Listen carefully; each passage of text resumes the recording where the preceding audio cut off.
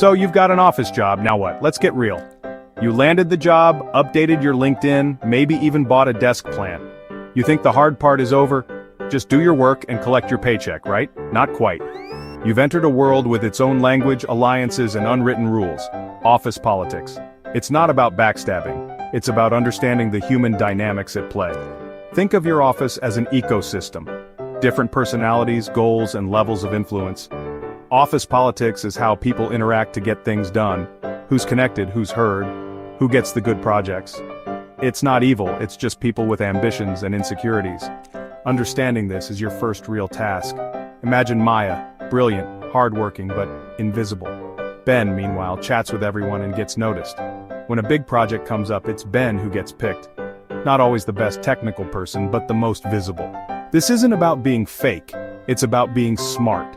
Recognizing that job performance is only part of the equation. Navigating the social landscape is just as important as doing great work. So grab a coffee and let's figure out how to play the game without losing yourself. Your career might just depend on it. You studied hard, aced your exams, and got the degree. But here's the secret. Success isn't just about what you know. It's about who knows you and who trusts you.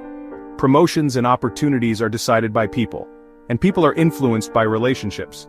You could be the most talented person in the room, but if the key players don't know you, your talent stays hidden. Think of your skills as your car. Office politics? That's your GPS.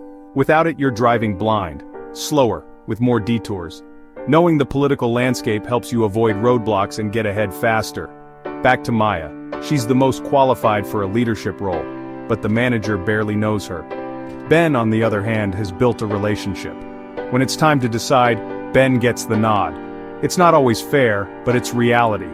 Understanding politics is a core competency, not an optional extra. It's about making your hard work visible and building a reputation as someone people want to work with. When you know the dynamics, you can position yourself for success. Make sure your name is at the top of the list when opportunities arise. Turn quiet competence into recognized influence. Don't just do the work, make sure it gets noticed. That's how you move up. Building relationships at work isn't about schmoozing, it's about small, genuine efforts. You don't need to be best friends with everyone, but you do need a network of positive connections. Start by being a good colleague. Offer, help say good morning, ask about someone's weekend, and listen.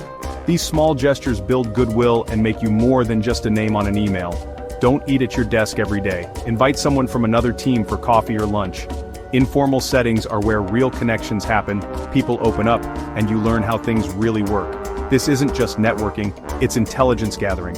You'll learn more in a lunch than in a month of meetings. Be a source of value, share useful articles, tips, or shortcuts. When you make others' lives easier, you build social capital. Don't overlook office managers or executive assistants, they're often the real gatekeepers.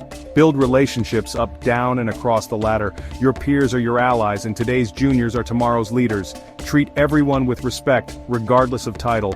A reputation for being reliable and helpful will open doors for years to come. It's not about quantity of connections, it's about quality. That's how you build a network that works for you. Every office has its share of gossipers, grudge holders, and credit stealers. How you handle them defines your professional character. Gossip is tempting, but it's risky. Don't participate. Deflect politely and move on. This protects your reputation as trustworthy and focused. Difficult coworkers? You can't always avoid them, but you can manage interactions. With negative people, keep it brief and solution-focused. With micromanagers, be proactive. Give updates before they ask. You can't change them, but you can work with them strategically. Competition can be healthy, but when it turns toxic, protect yourself. Document key conversations and decisions. Follow up with recap emails. This creates a paper trail and prevents credit stealing. Present your work clearly, using we for team wins and I for your contributions and reviews. Glory hogs? Make your work visible from the start. Keep your manager in the loop with regular updates, that way when the project is done, everyone knows who did the heavy lifting. Don't confront credit stealers head on. Outshine them with transparency. Stay professional, not paranoid. Your reputation for fairness and clarity will protect you. Office politics isn't about drama, it's about smart self-defense. Play the long game. Let your work and your integrity speak for you. Office politics is a delicate dance and it's easy to misstep. One big mistake, oversharing too soon. Don't treat coworkers as therapists. Be friendly but strategic about what you share and with whom. Wait until you know who you can trust. Another blunder picking every battle. Save your energy for issues that matter. Don't argue over minor annoyances, focus on what impacts your work or the business. Ignoring the informal power structure is classic rookie error. The org chart doesn't show who really has influence. Build relationships with the true gatekeepers, veterans, assistants, IT.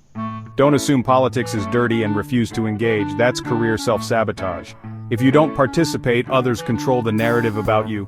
Playing politics isn't about manipulation, it's about awareness and positive participation. Sticking your head in the sand isn't a strategy, it's surrender. Be smart, be aware, and play the game on your terms. Office politics can feel like chess, but your integrity is non-negotiable. Winning means nothing if you lose your values. Let your personal compass guide every decision. Honesty, fairness, and respect. Being political isn't being deceitful, it's being perceptive. Build influence through competence, reliability, and positive relationships. Don't take shortcuts or bend the rules for quick wins. Unethical success is fragile and hard to recover from. Your reputation for integrity is your shield.